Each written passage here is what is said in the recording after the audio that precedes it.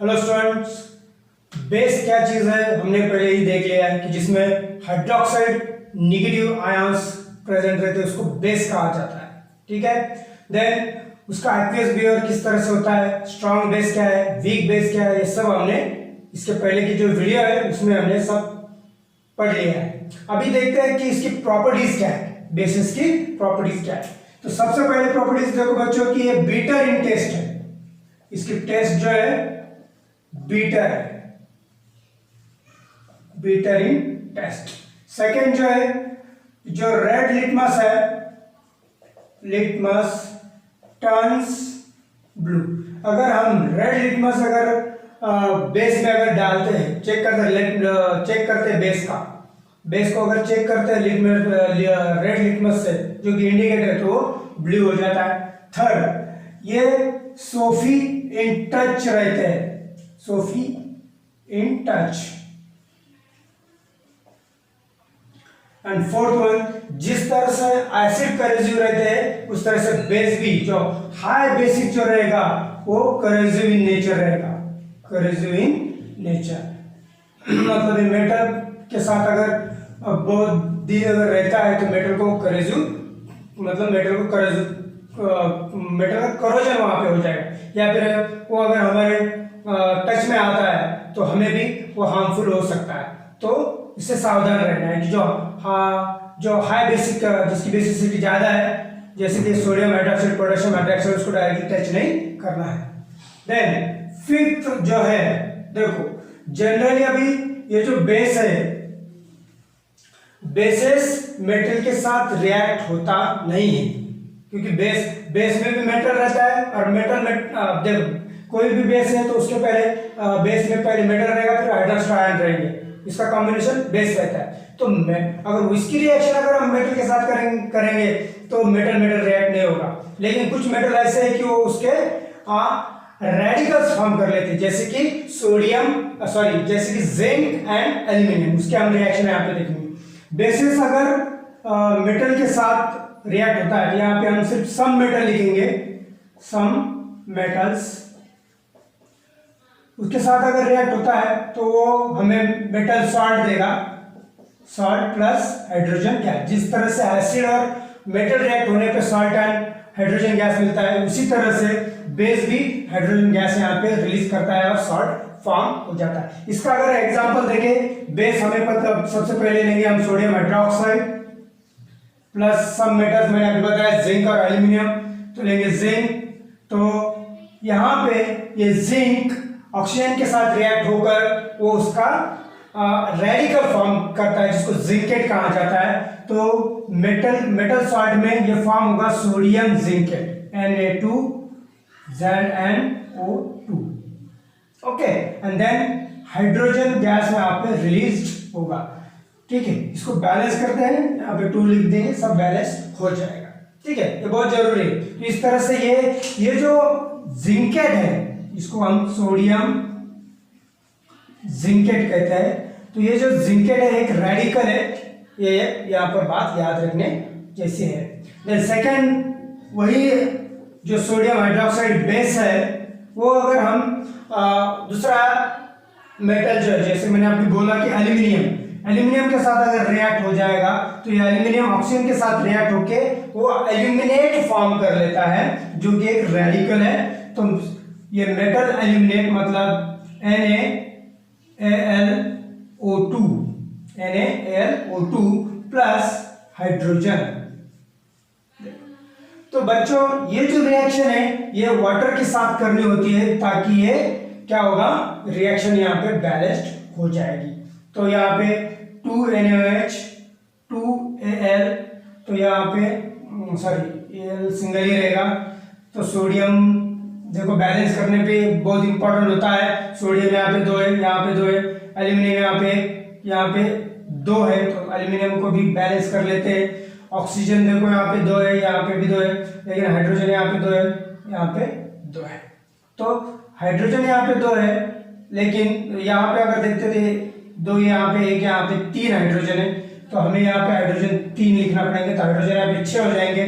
तो इसको बढ़ा देते हैं तो ये 2 हो जाएगा, ये 4 प्लस 2 6 हाइड्रोजन यहाँ पे हो गए और बाकी सभी रिएक्शन यहाँ पर बैलेंस्ड हो गए। ऑक्सीजन 4 हो गए तो ये 1 ये 2 और ये 2, इस तरह से सभी यहाँ पे बैलेंस्ड हो गए। तो ये बैलेंस करना भी बहुत जरूरी होता है, नहीं तो फिर उसके भी मार्क्स एग्जाम में काटे जाते हैं अगर प्रॉपर्ली नहीं लिखा तो ये एल्यूमिनेट, कौन सा एल्यूमिनेट? Sodium aluminate.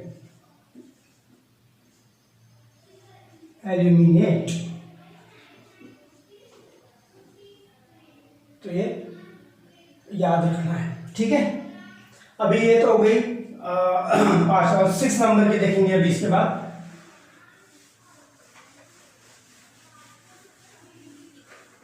जो 6 नंबर जो है वो है न्यूट्रलाइजेशन रिएक्शन। न्यूट्रलाइजेशन रिएक्शन तो आपको पता है, इसके पहले भी हम एसिड के साथ बेस का रिएक्शन देखे, वही यहाँ पे देखे कि लेकिन ये जो बेस है, बेस एसिड को न्यूट्रलाइज कर लेता है, ये हमें यहाँ पे याद रखना है। तो यहाँ पे एक न्यूट्रलाइजेशन रिएक्शन होगा जिसमें हमें पता है कि सॉल्ट एंड वाटर यहाँ पे फॉर्म होता है। तो यहाँ पे न्यूट्रलाइजेशन यहाँ पर हम लिखेंगे। तो इस तरह से अगर एसिड और बेस रिएक्ट होते हैं तो सॉल्ट और वाटर फॉर्म होता है और इसी को न्यूट्रलाइजेशन रिएक्शन कहा जाता है। कोई भी एग्जांपल आप लिख सकते हैं, base NaOH acid HCl form होगा, sodium chloride and water H2O। देखो बच्चों, न्यूट्रलाइजेशन रिएक्शन है ये, इसमें एक बात याद रखनी है कि रियल न्यूट्रलाइजेशन रिएक्शन है, क्योंकि बेस जो है वो एसिड को न्यूट्रलाइज कर लेता है, सॉल्ट और वाटर फॉर्म होता है। देखो तो हाइड्रोजन आयन जो रहते हैं फ्रॉम एसिड हमको पता है कि हाइड्रोजन आयन जो है एसिड में प्रेजेंट रहते हैं एंड OH निगेटिव आयन जो कि प्रेजेंट रहते हैं बेस में, from base, and they will combine to form water H2O। Both are ionized है लेकिन ये अनआयोनाइज्ड वाटर यहाँ पे फॉर्म होता है। तो ये रियल न्यूट्रलाइजेशन रिएक्शन है, ये बात भी हम यहाँ पर अच्छी तरह से याद रखेंगे। इस पे भी कभी क्वेश्चन पूछा जाता है तो वो प्रॉपर्ली हमें एक्सप्लेन भी करना आना चाहिए और सभी उसका डेफिनेशन वगैरह प्रॉपर्ली लिखना आना चाहिए। तो ये हो गई neutralization reaction. And last one 7th है कि जो एसिड बेस की बात कर रहे हैं, base reacts with non metal oxide. देखो बच्चों, मेटल के जो ऑक्साइड है, मेटल ऑक्साइड्स याद रखना ये बात, ये बेसिक इन नेचर रहते हैं। मेटल के ऑक्साइड बेसिक और नॉन मेटल के ऑक्साइड ये रहते हैं एसिडिक। ये बात याद, मेटल के बेसिक, नॉन मेटल के एसिडिक। अभी बात करते हैं, अभी समझो ये बेस है और नॉन मेटल ऑक्साइड जो है ये अगर एसिडिक है तो वही reaction base plus acid neutralization reaction form होगा सॉल्ट एंड H2O। याद रखने के लिए आपको याद रखने के लिए एक ट्रिक है कि हमें ये बात पता होनी चाहिए कि नॉन मेटल ऑक्साइड क्या है, एसिडिक है। तो बेस एंड एसिड तो हमें पता है, फिर सॉल्ट एंड वाटर फॉर्म होगा। चलो एक बेस ले लेते हैं, सोडियम हाइड्रोक्साइड, या फिर दूसरा लेते बार वही से, तो कैल्शियम हाइड्रोक्साइड लेते हैं। कैल्शियम हाइड्रोक्साइड की फार्मूला है CaOH twice plus non metal oxide CO2 लेते, तो हमें पता है स्लैक लाइम है या फिर लाइम वाटर। तो लाइम वाटर में अगर हम CO2 अगर मिक्स करेंगे तो सॉल्ट एंड वाटर फॉर्म होगा। कैल्शियम कार्बोनेट प्लस वाटर, एक सॉल्ट है calcium carbonate and water form होगा। कैल्शियम है कार्बन एक ऑक्सीजन, कितने हो गए 1 2 3 4, 1 2 3 4, एक बैलेंस्ड रिएक्शन है। ठीक है, ये बात भी हमको यहाँ पे याद रखनी पड़ती है। इस तरह से ये जो 7 प्रॉपर्टीज है बेसिस की, हमें मुझे लगता है आपको ये अच्छे से समझ में आया होगा। यहाँ पे बहुत सिंपल ट्रिक मैंने आपको बताया कि ये जो नॉन मेटल है वो एसिडिक है, तो फिर base acid salt and water form हो जाएगा। सिंपल सी बात है, न्यूट्रलाइजेशन रिएक्शन रहेगी होगी। अभी बात करते हैं बेसिस के यूजेस की। Use of basis. देखो ये सोडियम हाइड्रोक्साइड जो है ये एक बेस है, तो ये जो है मैन्युफैक्चर करते इससे मैन्युफैक्चर सोप, पेपर, ये जो सोप इंडस्ट्री है, पेपर इंडस्ट्री है, या फिर ग्लास इंडस्ट्री है, ग्लास इंडस्ट्री में, या फिर फाइबर जो है सिंथेटिक फाइबर जिसको हम ये कहते हैं रेयान का जो धागा रहता है उसको सिंथेटिक फाइबर वो रहता है, ठीक है। तो ये उसके सोडियम हाइड्रोक्साइड के यूजेस हो गए, मतलब एक जो कि बेस है। कैल्शियम हाइड्रोक्साइड ये स्लैट लाइन है, बराबर, इससे हम कैल्शियम कार्बोनेट एक सॉल्ट फॉर्म कर सकते हैं, ओके। और तीसरा जो है magnesium hydroxide.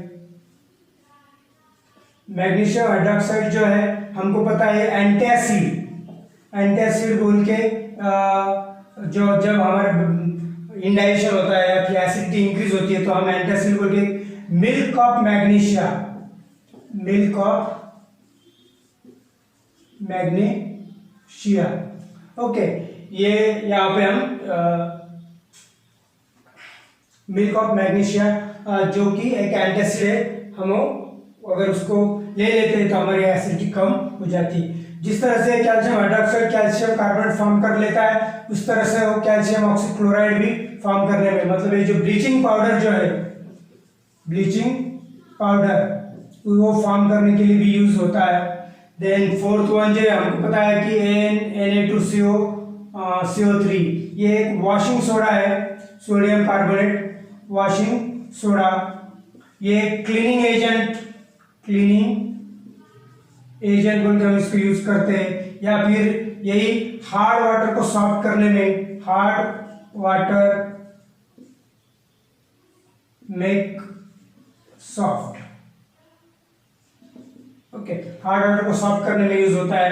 Then sodium hydroxide, sodium hydrogen carbonate, ये एक बेस है कि जो कि सोडियम हाइड्रोक्साइड इसको हम बेकिंग सोडा कहते हैं, बेकिंग सोडा, बराबर है। और बेकिंग सोडा से हम बेकिंग पाउडर यूज, उसमें ऑर्गेनिक एसिड जब उसमें मिक्स किया जाता है तो बेकिंग पाउडर वहां पे फॉर्म होती है। याद रखना है बेकिंग सोडा और बेकिंग पाउडर में डिफरेंस है, जो कि हम आगे देखेंगे, लेकिन मैं बता देता हूं अभी कि बेकिंग सोडा में अगर हम ऑर्गेनिक एसिड मिक्स करते हैं तो उससे बेकिंग पाउडर फॉर्म होता है। देन ये फायर एक्सटिंग्विशर में यूज होता है, सोडा एसिड जो है वो फायर एक्सटिंग्विशर में भी यूज होता है। और ये जो हम घर पे जो है एंटासिड बोल के भी इसको यूज करते हैं। बेकिंग सोडा या बेकिंग पाउडर हम खा लेते हैं, और बेकिंग सोडा पाउडर नहीं, बेकिंग सोडा हम खा, जो कि हमारे पेट में जो HCl है उसके साथ रिएक्ट होगा और क्या salt and water, carbon dioxide gas बाहर निकलेगा। तो इस तरह से ये यूजेस बेसिस के हम याद रखेंगे।